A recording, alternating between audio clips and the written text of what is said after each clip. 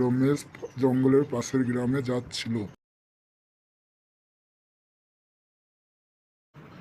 রাত নামার আগে পাশের গ্রামে যেতে হবে, শুনেছি এই জঙ্গলে তিনারা থাকেন।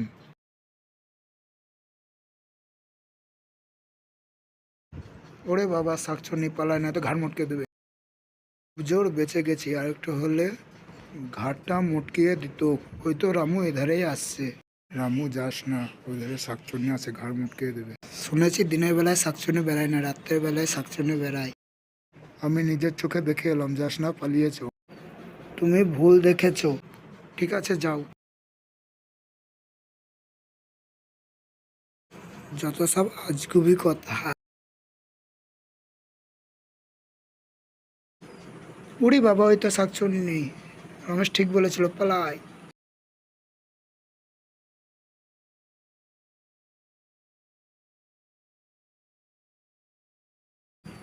রমেশ, শুন শুন।